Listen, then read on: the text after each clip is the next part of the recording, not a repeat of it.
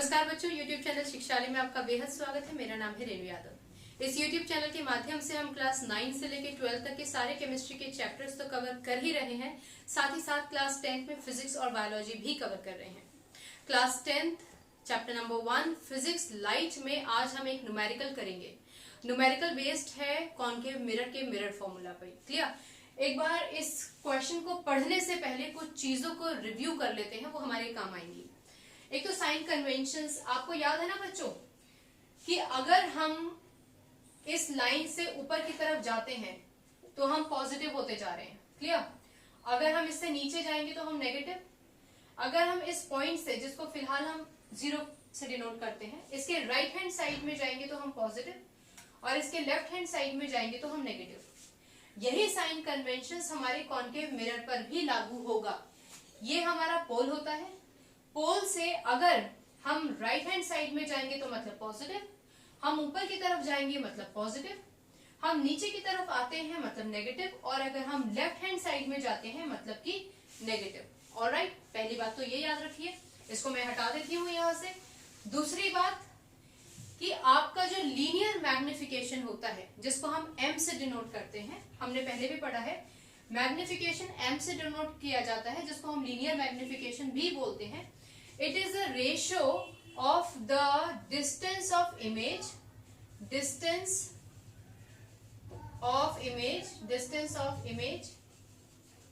divided by the distance of object. Clear? With a minus sign. तो magnification का मतलब the distance of image upon the distance of object, इन दोनों के distances का जो ratio होता है वो मैग्निफिकेशन कहा जाता है, पर हमें इस फॉर्मूले में माइनस साइन लगाना होता है। एक और फॉर्मूला होता है मैग्निफिकेशन का, magnification is equals to h2 upon h1, यानी कि image size upon object size. Clear? तो ये भी मैग्निफिकेशन है। कई बार हम क्या करते हैं, मैग्निफिकेशन लगाने के लिए हम इन दोनों फॉर्मूलेस को आमने सामने रख देते हैं, यानी कि -v upon u is equals to h2 upon h1। इस फॉर्मूले का भी हमें कुछ क्वेश्चंस में इस्तेमाल करना पड़ जाता है, अगर तो हम कर सकते हैं। ओके, अच्छा, इस पूरे क्वेश्चन को सॉल्व करने से पहले एक आखिरी बात और सुन लीजिए। वो है कि हमारा जो हाइट ऑफ ऑब्जेक्ट होता है ना, हमने पुराने लेक्चर्स में पढ़ा था कि आपका जो हाइट ऑफ ऑब्जेक्ट है, हाइट ऑफ ऑब्जेक्ट, उसको हम देखो बच्चों, अगर आप डिफरेंट बुक्स से रेफर करके पढ़ रहे हैं ना, तो हाइट ऑफ ऑब्जेक्ट किसी किताब में आपको h शो होगा, किसी में h1 शो होगा, और आपको HO यानी कि हाइट ऑफ ऑब्जेक्ट करके भी शो कर रखा होगा। दोनों कितनी भी आप किताबें रेफर कीजिए, अगर इन तीनों में से कुछ भी मिलता है तो मतलब हाइट ऑफ ऑब्जेक्ट। अगर आप हाइट ऑफ इमेज की बात करते हैं, हाइट ऑफ इमेज, तो हो सकता है कि अगर किसी क्वेश्चन में, किसी फॉर्मूले में आपको हाइट ऑफ ऑब्जेक्ट h है, तो वहां पर height of image h dash हो सकता है। क्लियर? अगर हाइट ऑफ ऑब्जेक्ट h1 है तो हाइट ऑफ इमेज h2 करके भी शो कर सकते हैं। हाइट ऑफ ऑब्जेक्ट अगर ho करके शो कर रखा है तो उस केस में हाइट ऑफ इमेज hi करके भी शो कर जा सकती है, कोई हर्ज नहीं है। जैसे भी किताब में लिखा हो, h डैश हो, h1 h2 हो, ho hi हो, कोई प्रॉब्लम नहीं है। ये तीनों हाइट ऑफ ऑब्जेक्ट, ये तीनों हाइट ऑफ इमेज को डिनोट करते हैं। क्लियर होगी बात? ओके, अब हम क्वेश्चन की तरफ बढ़ते हैं। क्वेश्चन की तरफ बढ़ने से पहले हम देखते हैं कि ये क्वेश्चन है हमारा, फाइंड द साइज, मतलब कि h, nature, really inverted, virtual या इरेक्ट, व्हाटएवर, पोजीशन, क्या पोजीशन रहेगी, वो मिरर के पीछे बनेगा या मिरर के फ्रंट में बनेगा। Form when an object of 1 centimetre. तो सबसे पहले आप लिखेंगे सोल्यूशन, फिर लिखेंगे आप गिवन, आपको क्या क्या दे रखा है। क्वेश्चन को अगर आप बहुत सिस्टमैटिक करोगे तो आपको फुल एंड फुल मार्क्स मिलेंगे। ओके, क्या क्या दे रखा है? When an object of 1 centimetre, इसका मतलब हमारे पास h दे रखा है 1 सेंटीमीटर। बच्चों मैं यहाँ h का इस्तेमाल कर रही हूँ, आपको बाकी का ध्यान है ना, आप h1 ho भी इस्तेमाल कर सकते हो। At a distance of 15 centimetre, यानी कि u कितना है आपका 15 सेंटीमीटर। अब ये कौन सा मिरर है, कॉनकेव मिरर है, कॉनकेव मिरर है, इसका मतलब इसका पोल यहाँ कहीं होगा। ओके, मान लीजिए कि 15 सेंटीमीटर पे रखा हुआ है, मान लीजिए यहाँ पे रखा हुआ है एक ऑब्जेक्ट आपका, यहाँ पर आपका ऑब्जेक्ट रखा हुआ है, तो क्योंकि पोल से लेफ्ट हैंड में जा रहा है ना, इसीलिए इस 15 के आगे हम माइनस लगा देंगे according to the sign conventions. Okay, from a concave mirror of focal length 10 centimetre, focal length को हम स्मॉल एफ से डिनोट करते हैं, फोकल लेंथ। मान लीजिए अब क्योंकि ये इसकी डिस्टेंस 15 सेंटीमीटर दे रखी है और फोकल लेंथ 10 दे रखा है, मतलब मैं मान के चलूं कि यहाँ पर है हमारा एफ। ओके, अब क्योंकि ये भी पोल से लेफ्ट डायरेक्शन में है, तो इसका मतलब फोकल लेंथ भी हमारी माइनस में ली जाएगी। क्वेश्चन में आपको कभी भी माइनस प्लस नहीं बताया जाएगा, आप खुद से सोचेंगे कि कॉनकेव मिरर के इस डायरेक्शन में है या उस डायरेक्शन में ऑब्जेक्ट है, फोकल लेंथ एक क्लियर, उसी हिसाब से आप इस साइन कन्वेंशंस करोगे। ये तो आप जानते हो हालांकि कि फोकल लेंथ भी इधर ही रहेगी, ऑब्जेक्ट भी यही रहेगा, इमेज उधर या इधर हो सकती है, तो दोनों चीजें तो वैसे फिक्स ही होती है कि माइनस होंगी, बट स्टिल आप कन्वेंशन के हिसाब से ही करें। ऑलराइट, तो सबसे पहले हमें साइज, नेचर और पोजीशन पता करना है। क्लियर, मिरर फॉर्मूला लगाते हैं अकॉर्डिंग टू, अच्छा v हमारे पास है नहीं, तो v के आगे क्वेश्चन मार्क लगा लीजिए, और हमारे पास h है तो इसका मतलब हमारे पास h डैश नहीं है, उसके आगे भी क्वेश्चन मार्क लगा लीजिए।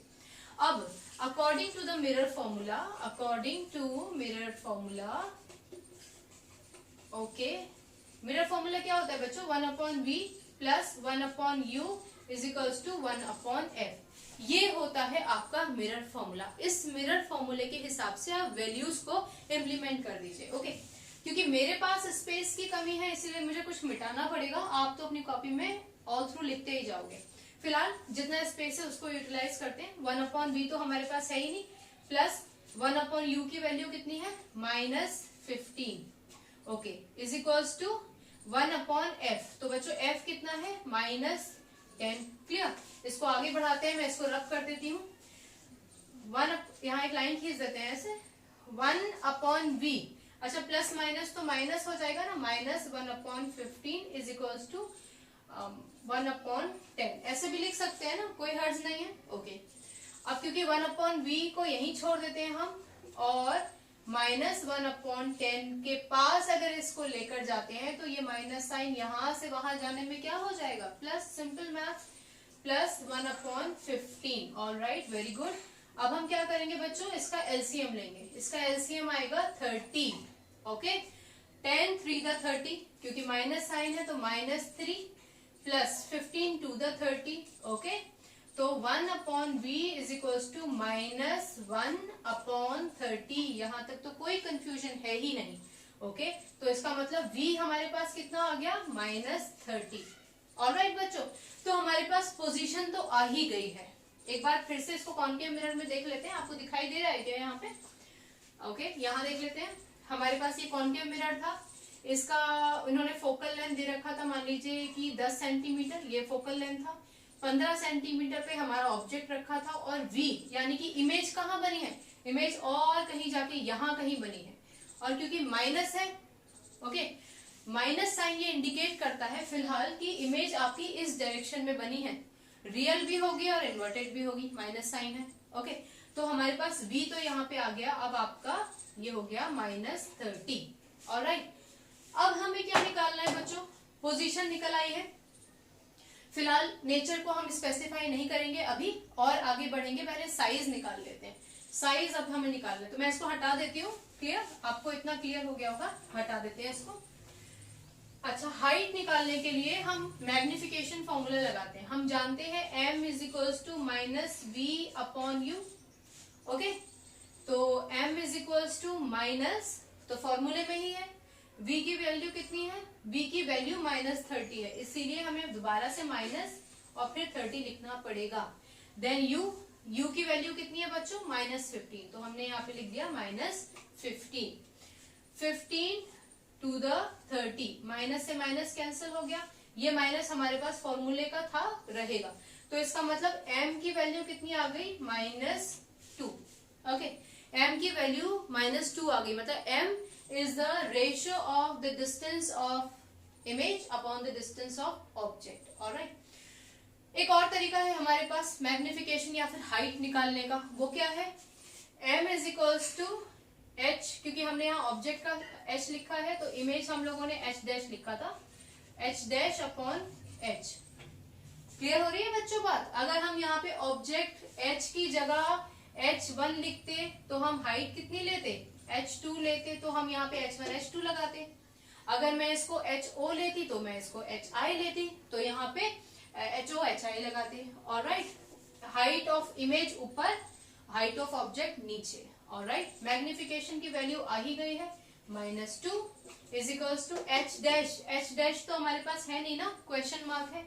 h डैश अपॉन h की वैल्यू कितनी है, दे रखी है 1 सेंटीमीटर, 1 लगा दिया हम लोगों ने. ओके.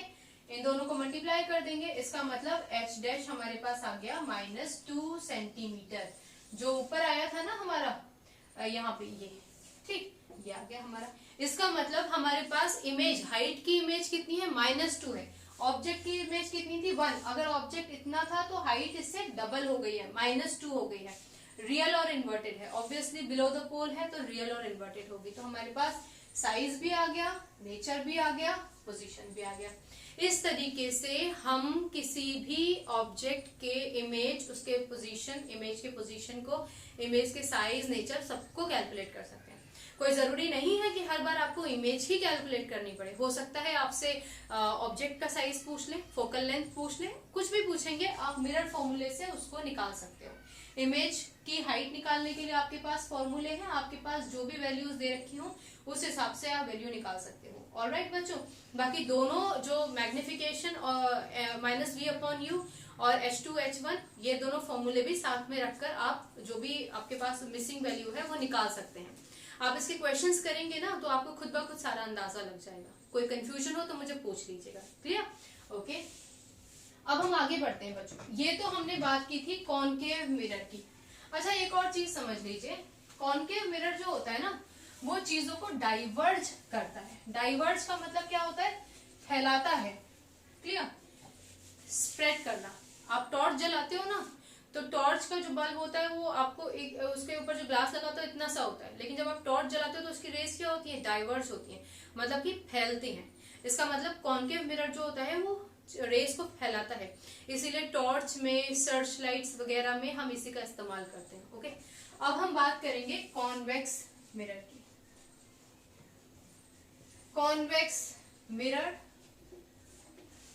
वहीं जहां से हमने शुरू किया था लेसन, वहीं आ जाते हैं. वही चूड़ी या वही गोलाकार कोई भी ऑब्जेक्ट जो आप लेना चाहते हैं, जब हमने इसको बीच में से सेपरेट किया था तो यहाँ कहीं हमारे पास सेंटर था ना. अगर मैं इस पोर्शन की बात करती हूँ तो मतलब मैं कॉनकेव की बात कर रही हूँ. क्लियर? लेकिन आज हम इस पोर्शन की बात नहीं करेंगे, हम इस पोर्शन की बात करेंगे. मैं इसको अलग से ड्रॉ कर देती हूँ बच्चों. इसको हटा देते हैं जो एक्स्ट्रा लाइंस खींची हुई हैं. ओके. तो आज हम बात करेंगे कॉन्वेक्स मिरर की. कॉन्वेक्स मिरर मतलब ये. ओके. इसके इस पोर्शन को हम लोग लाइन अप कर देंगे. इसका मतलब कि ये हमारा पॉलिश्ड सरफेस है. यहाँ पर भी हम एक लाइन खींचते हैं. इसका मतलब ये हमारा क्या है, ये है हमारी principal axis. Principal axis. Okay. अब क्योंकि हमने इसको एक सर्कल से निकाला है तो इसका सेंटर ऑफ कर्वेचर यहाँ कहीं होगा. ओके. अगर आपको यहाँ कंफर्टेबल नहीं लगता, आप इसको सेंटर में लाना चाहते हो, चलो हम यहाँ बना लेते हैं. ओके. ये तो आप जानते हो कि जहां पर प्रिंसिपल एक्सिस इसको इंटरसेक्ट करती हुई जाएगी मिरर को, वहां हम क्या बनाएंगे, पोल बनाएंगे. ओके. अच्छा, पोल और सेंटर ऑफ कर्वेचर के बीच में कहीं हमारा क्या होता है, फोकस होता है. ऑलराइट बच्चों, मुझे लगता है यहाँ तक तो आपको क्लियर होगा. सिंपल वही सारे रूल्स हैं जो अभी तक हम फॉलो करते आ रहे थे, बिल्कुल वैसे ही हमने बनाया है. अच्छा, इसमें ना इमेज फॉर्मेशन के वही नियम रहते हैं जो हमारे पहले थे. क्या थे पहले नियम, कि कोई भी रे ऑफ लाइट, मैं यहाँ पे एक ऑब्जेक्ट बना लेती हूँ. ओके. कोई भी रे ऑफ लाइट जो प्रिंसिपल एक्सिस से पैरेलल जाएगी, क्योंकि ये शाइनिंग वाला सरफेस है मिरर का, तो जाहिर सी बात है मिरर की जो रे है, यहाँ से रे जब टकराएगी तो वो डिफ्लेक्ट हो जाएगी. क्लियर? इतना तो हमारा क्लियर हो गया. लेकिन नियम वही रहेगा कि जो ray of light principal axis के पैरेलल जाती है वो फोकस से होके गुजरती है, और फोकस हमारा कहाँ है, ये रहा हमारा फोकस। तो इसका मतलब ये जो रे है वो यहां से होकर गुजरेगी, पहली चीज। दूसरा हमारा नियम क्या था कि वो रे ऑफ लाइट जो सेंटर ऑफ कर्वेचर से होकर क्रॉस होती है, मतलब एक रे ऑफ लाइट यहां आई, क्लियर, हालांकि ये पीछे चली जाएगी, रिफ्लेक्ट बैक हो जाएगी, लेकिन अगर हम उसको पीछे की तरफ एक्सटेंड करें तो ये कहां से होकर गुजरेगी, सेंटर ऑफ कर्वेचर से होकर गुजरेगी। यही तो नियम थे ना हमारे कि कोई भी रे ऑफ लाइट अगर प्रिंसिपल एक्सिस के पैरेलल जाती है तो वो आपके फोकस से होकर गुजरती है, सेंटर ऑफ कर्वेचर से जाएगी तो सेंटर ऑफ कर्वेचर वाले डायरेक्शन में ही वापस चली जाएगी। पर इस केस में क्योंकि ये स्फेरिकल है तो यहाँ से ये पीछे की तरफ पलट जाएगी।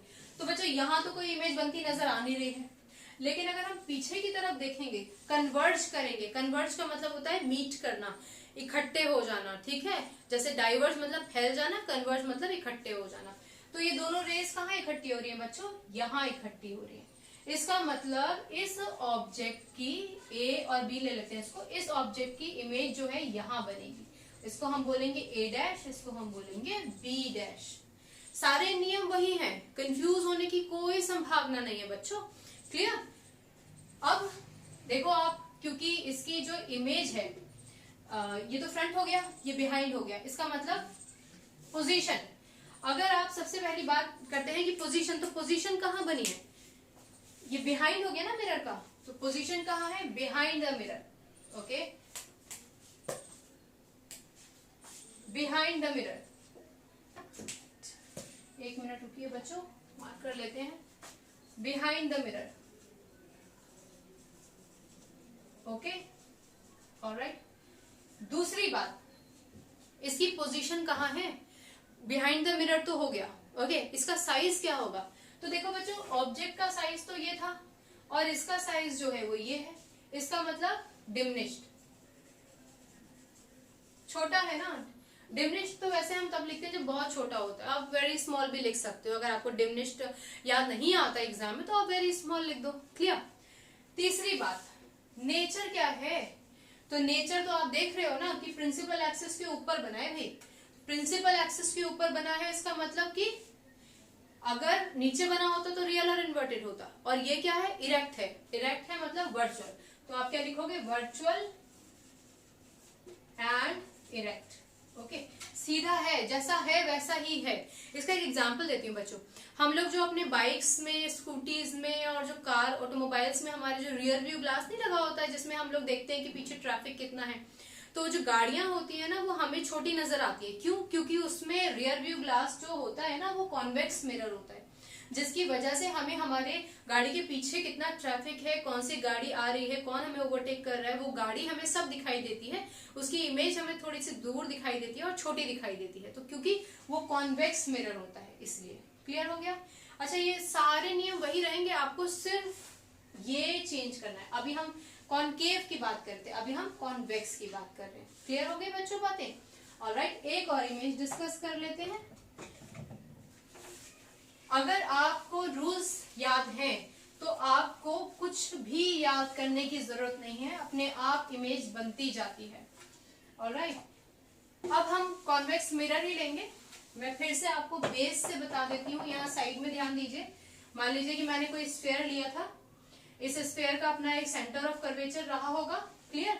अभी तक हम इस हिस्से की बात कर रहे थे पुराने लेक्चर्स में, वो कॉनकेव था। अब हम इस हिस्से की बात करेंगे, तो इस हिस्से का सेंटर इधर होगा, क्लियर। यहाँ बना लेते हैं, ये है हमारा कॉन्वेक्स मिरर, ये लाइन खींचती हुई गई, इसको हम क्या बोलेंगे बच्चों, इसको हम बोलेंगे प्रिंसिपल एक्सिस, ओके। अच्छा, सेंटर तो यही था ना स्फीयर का, जिसमें से हमने ये मिरर निकाला है, तो सेंटर ऑफ कर्वेचर हमारा यहाँ हो जाएगा, ये हमारा पोल हो जाएगा। अच्छा, इनके बीच में कहीं हमारे पास फोकस आ जाएगा, ऑलराइट।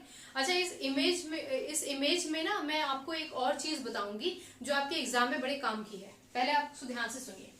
हमने ऑब्जेक्ट लिया है इन्फिनिटी। अच्छा, इन्फिनिटी तो मतलब दूर कहीं जो हमें दिखाई दे रहा है, या शायद हमें दिखाई भी नहीं दे रहा, हम ऐसा मानते हैं कि वहां से वहां पे कहीं ऑब्जेक्ट रखा हुआ है, तो रेज वहां से आ रही है। तो मान लीजिए कि कोई रे आती है, ओके, और वापस चली जाती है, जिस एंगल पे आ रही है उसी पे रिफ्लेक्ट होके इस एंगल से इधर चली जाएगी। एक और रे आती है और वो भी वापस चली जाती है। क्योंकि ये दोनों की दोनों रेज एक दूसरे के पैरेलल है, तो अकॉर्डिंग टू द नॉर्म्स ये दोनों की दोनों रेज कहां से होकर गुजरेंगी, फोकस से होकर गुजरेंगी। क्लियर बच्चों? तो इमेज कहां बनेगी, फोकस पे बनेगी। ऑलराइट, सिंपल है। कोई भी रेज अगर पैरेलल आती है तो वो फोकस से होकर गुजरती हैं। अब क्योंकि फोकस तो यहाँ है, यहाँ कहीं तो फोकस है नहीं ना, इसका मतलब यहां से होकर गुजरेंगी। ओके, पहले मैं इसके नेचर और बाकी चीजें डिस्कस करते हैं, फिर दो और काम की बात करेंगे जो आपके एग्जाम्स के लिए इंपॉर्टेंट है। पहली बात, पोजीशन कहाँ है भाई, बिहाइंड द मिरर है, ये तो हमें मालूम है, लेकिन इस बार स्पेसिफिक भी है, फोकस पे बनी है, इसका मतलब एट फोकस। ओके, दूसरी बात, साइज क्या है देख रहे हो आप, यहाँ पे बिल्कुल बिंदु पे आके लग गई है, इसका मतलब कि डिमिनिश्ड। ओके, डिमिनिश्ड हो गया। और क्योंकि ये यहाँ है प्रिंसिपल एक्सिस के ऊपर, हम इसको मानेंगे भी पॉइंट पे जा रही है। कुछ किताबों में जस्ट फोकस पे दिखाएंगे, कुछ किताबों में क्या करेंगे वो मैं अभी डिस्कस करते हैं। तो यहाँ पर क्योंकि प्रिंसिपल एक्सिस पर बनी है या उसके ऊपर बनी है, तो क्या होगी, virtual and erect. Virtual and erect, ये तीनों चीजें क्लियर। अगर आप इसको ऐसे प्रॉपर बनाकर आओगे ना, पूरा लेबल वगैरह करके और ये तीनों चीजें लिख के, तो 3 नंबर का क्वेश्चन आएगा, तो 3 ही नंबर मिलेंगे पूरे, कहीं कटने की संभावना नहीं है। अच्छा, वो बातें डिस्कस करते हैं जो कुछ किताबों में अलग से दे रखी है और एग्जाम में आपके काम आएंगे। इसको हटा देती हूँ मैं बच्चों। देखो, पहली बात तो ये समझो कि अगर ये तो आपको समझ में आ गया कि फोकस पे होके गुजर रही है। कुछ किताबों में वो क्या करते हैं, आपकी जो इमेजेस है ना, आपकी ये जो रे है ना, वो ऐसे जा रही है, ऐसे। इसको हटा देती हूँ, दोबारा बनाती हूँ। ये हमारा फोकस है बच्चों। कुछ किताबों में आपकी जो रेडिएशंस होंगी, जो रेज होंगी सॉरी, वो ऐसे जा रही है। क्लियर? इसका मतलब फोकस के जस्ट ऊपर से होकर गुजर रही है, ठीक फोकस से ऊपर। तो अगर वो जस्ट फोकस पे इमेज बना दे, रेज आती हुई दिखा दे जस्ट फोकस पे, या फिर फोकस से थोड़ा ऊपर, कोई हर्ज नहीं है, दोनों ही बातें सेम है। आप फोकस के ऊपर भी थोड़ा सा एरो बना दोगे और इमेज दिखा दोगे तो कोई हर्ज नहीं है, और फोकस से होकर गुजारोगे, एक डॉट दिखा दोगे तब भी कोई दिक्कत नहीं है। ओके, अच्छा, क्या होता है ना बच्चों, हम जब एग्जामिनेशन में कुछ बच्चे क्या करते हैं, बहुत ईमानदारी से इमेज बनाते हैं, वो पूरा एक स्केल लेके पूरा कैलकुलेशन करते हैं कि अगर ये 4 सेंटीमीटर पे है तो इसको 2 सेंटीमीटर पे बनाएंगे। फिर क्या करते हैं बच्चों, वो रेस को क्रॉस करते हैं। अब क्या होता है कि रे यहां से जानी चाहिए, कई बार क्या होता है इधर से चली जाती है। अब रूल तो ये है कि भाई जो पैरेलल है वो फोकस से उतरना है, तो फिर क्या करते हैं बच्चे, पूरा डायग्राम मिटाते हैं, फिर से बनाते हैं, फिर इस पे से गुजारते हैं। ऐसे नहीं करना है, ऐसे बिल्कुल नहीं करना है। अगर आपने, क्योंकि इमेज तो आप पेंसिल से बनाओगे ना बच्चों, अगर आपने फोकस यहाँ शो कर दिया है, क्लियर, और जब आपने ये रेस यहाँ पे दिखाई और ये पीछे जाके वापस हो गई, और आपने जब इनको यहाँ पर कहीं पर कन्वर्ट किया मान लीजिए, और फोकस हमारा यहाँ रह गया पर इमेज रेज हमारी यहाँ जाके कन्वर्ट हुई है, तो इस पूरे डायग्राम को मिटाने की जरूरत नहीं है। इस एफ को मिटाइए, इस एफ को मिटा के इधर शिफ्ट कर दीजिए, कोई दिक्कत नहीं है। आप जो आंसर है वो ठीक दे रहे हो ना कि भाई फोकस पे बननी चाहिए। क्लियर? तो बस इस फोकस को मिटा के आप यहाँ कर दो। हाँ, इतना ध्यान रखो कि सेंटर ऑफ कर्वेचर पे आपका फोकस ना आ जाए भाई, सेंटर ऑफ कर्वेचर से उसकी दूरी बना के रखो। क्लियर हो गई बात? तो ऐसा नहीं है कि आप स्केल लेके बैठो और वो रेस जा ही नहीं रही फोकस से, फिर आप पूरा मिटा रहे हो, उसमें टाइम वेस्ट कर रहे हो। नहीं, सेंटर ऑफ कर्वेचर नहीं है ना, उसके आजू बाजू जो पॉइंट जहां से निकल रही है रेस, उसको आप एफ दिखा सकते हो। क्लियर? इसमें टाइम वेस्ट नहीं करना, बस कॉन्सेप्ट क्लियर होना चाहिए कि रेस इंफिनिटी से आ रही है तो फोकस पे इमेज बनेगी। ओके, ये दो हमारी जो इमेजेस हैं वो कॉन्वेक्स मिरर की है। इससे रिलेटेड अब जो न्यूमेरिकल होगा वो हम अगले लेक्चर में पढ़ेंगे। यहाँ तक अगर आपको कोई भी प्रॉब्लम है ना बच्चों, तो बेहिचक कमेंट बॉक्स में आप मुझसे अपनी क्वेरी पूछ लीजिएगा। फिजिक्स को रटना नहीं है, सिर्फ समझना है, बहुत प्यारा सब्जेक्ट है। ठीक है ना? चलिए, अगली बार मिलने तक अपना ख्याल रखिए। God bless you, take care, bye bye.